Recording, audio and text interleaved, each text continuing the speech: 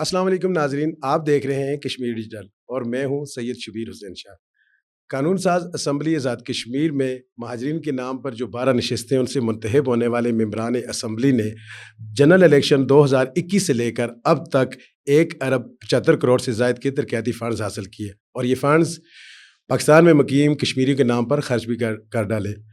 یہاں دلچسپ بات یہ ہے کہ کوئی بھی اسکیم ہو، کوئی بھی پروجیکٹ ہو، چاہے وہ 5 لاکھ کا ہو، 10 لاکھ کا ہو یا 15 لاکھ کا، بورنگ کے ذریعے پانی نکالنے کا منصوبہ ہو، گلی پکی کروانے کا منصوبہ ہو یا قبرستان کی 4 دیواری لگانے کا منصوبہ ہو، 90% منصوبوں میں اگر پروجیکٹ لیڈر ایک ہی ہو اور محکماتی اسسٹنٹ ڈائریکٹر بھی ایک ہی شخص ہو تو پھر شفافیت اور عدم شفافیت کے متعلق سوال تو ہوگا۔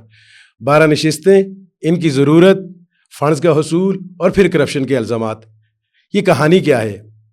سوال و جواب کی مختصر نشست میں میرے ساتھ موجود ہیں سینئر صحافی کالم نگار ملک عبدالحکیم کشمیری صاحب۔ سر کیسے ہیں آپ؟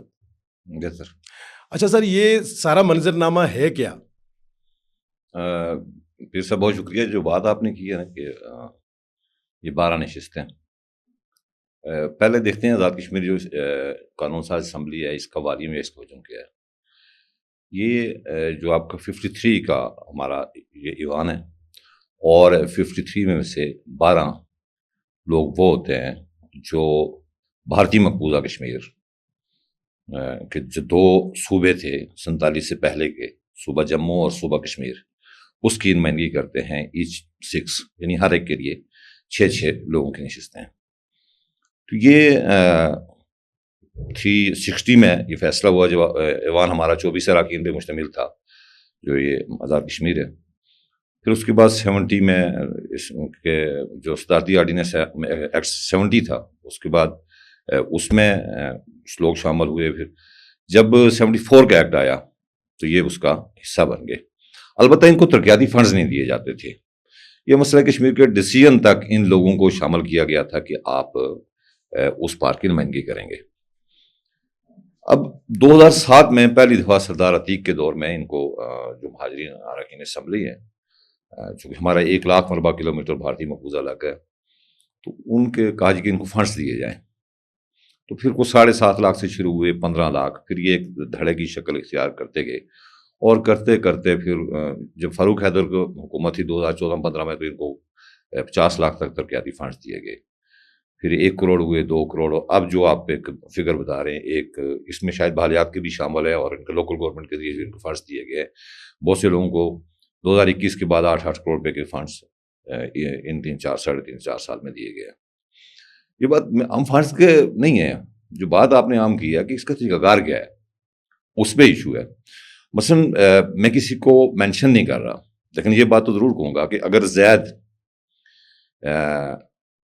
دینے میں پروجیکٹ لیڈر ہے تو وہی زید پشاور میں بھی پروجیکٹ لیڈر ہے، وہی زید مری میں بھی پروجیکٹ لیڈر ہے، بکر فلان جگہ پروجیکٹ لیڈر ہے اسی جگہ ہے۔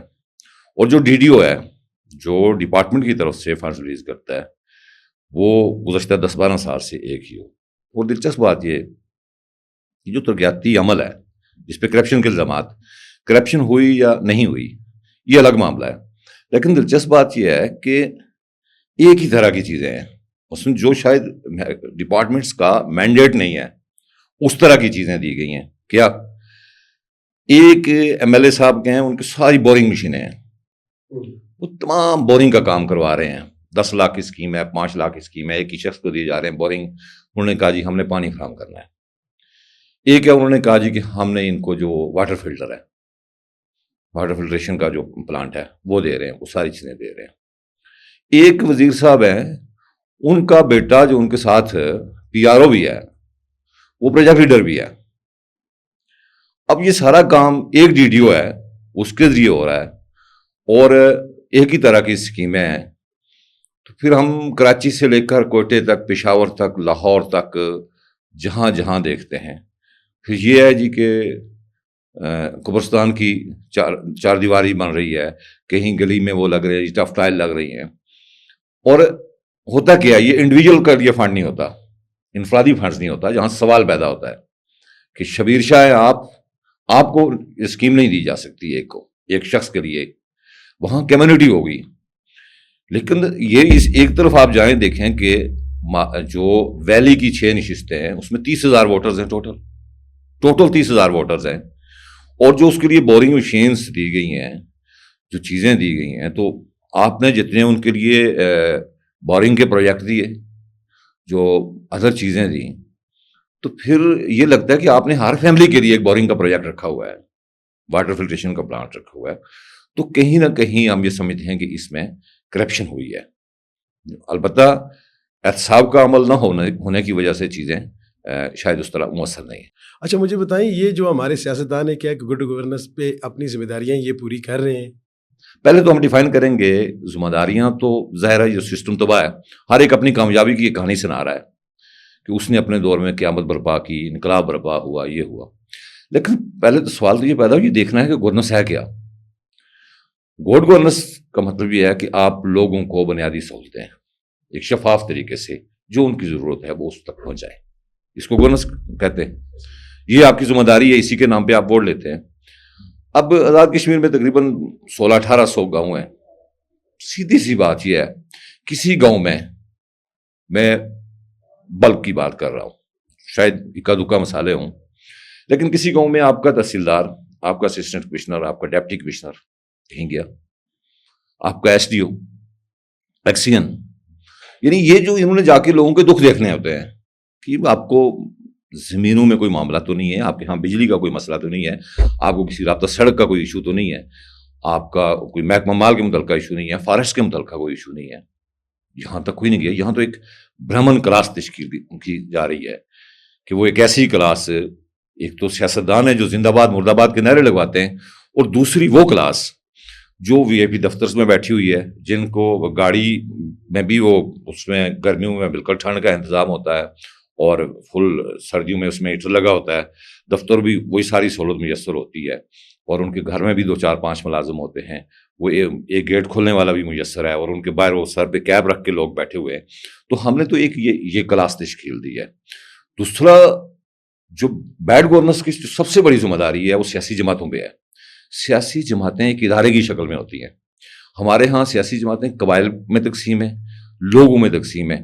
تو جو گورننس کے بنیادی سوال ہیں کہ سیاستدانوں کو کیا کرنا چاہیے, میں یہ کہتا ہوں ہر بیڈ گورننس کے پیچھے, ہر غیر قانونی کام کے پیچھے, زیادہ تر کا لفظ استعمال کر کے کہہ رہا ہوں, میں سب کو نہیں کہتا, کچھ لوگ اچھے بھی ہیں, زیادہ تر سیاستدان ملوث ہیں ہر بیڈ گورننس کے پیچھے. وہ اپنے ووٹ بینک کو قائم رکھنے کے لیے وہ لوگوں کو شامل کرتے ہیں, غلط سفارش کرتے ہیں, وہ اپنے لوگوں کو لگواتے ہیں, پھر وہ لوگوں وہی ان کے نعرے لگاتے ہیں, اسی کو الیکشن میں استعمال کرتے ہیں. تو یہ تو ایک تباہی کی داستان ہے جس کو اگر یہ مرحلہ وار انہوں نے بہتر نہیں کیا تو ظاہر ہے یہ خلا نہیں رہتا, کوئی نہ کوئی جگہ کوئی ایسی چیز ہوگی کہ یہ شاید یہ نہیں ہوں گے. اچھا سر, یہ بہتری کی امید کی جا سکتی ہے, اور بہتری کس طرح لائی جا سکتی ہے؟ سارے چیزوں کو دیکھتے ہوئے اگر میں یہ آپ سے پوچھوں کہ اس میں بہتری کیسے آ سکتی ہے, تو آپ کا کیا جواب ہوگا؟ دیکھیں سیدھی بات یہ ہے کہ جو بہتری ہے اوپر سے اب کوئی چیز نہیں اترنی, نہ کوئی صحیفہ نہ آئین, جو ہے آئین پہ عمل کر کے اور احتساب. آزاد کشمیر میں گزشتہ جو ہم نے 5-8-10 الیکشنز دیکھے ہیں بخصوص 2001 کے بعد 24-25 سال میں, اپوزیشن کا تصور ختم ہو گیا ہے. یہ مشترکہ مفادات کونسل کی شکل اختیار کر چکے ہیں.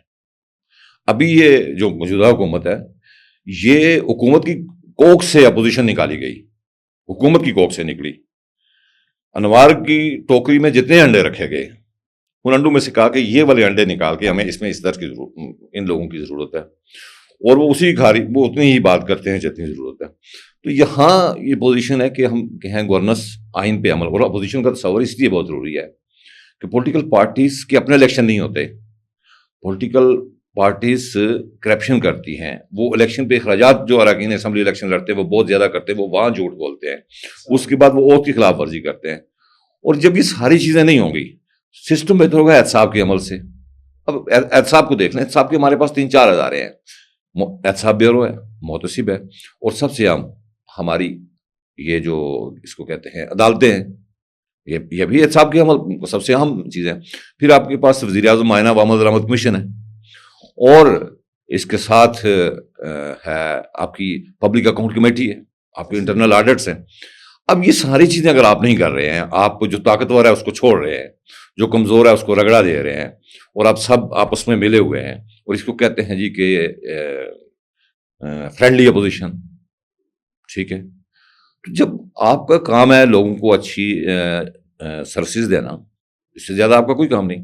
آپ کو یہ آسمان سے اوپر سے اترے ہوئے یہ ایسے لوگ تو نہیں ہیں کہ ہم انہیں سجدہ کریں اور ان کی ہر بات کو درست تسلیم کریں. یہ نہیں ہو سکتا جب تک یہ لوگ اپنا احتساب نہیں کرتے. اب کچھ چیزیں بہتر ہونا شروع ہو گئی ہیں، آپ امید رکھ سکتے ہیں، لیکن آئین سپیریئر ہے، قانون سپریم ہے، اور ریاستی وسائل کی لوٹ مار کی کسی کو اجازت نہیں ہونی چاہیے. اس کو ڈیبیٹ ہونا چاہیے.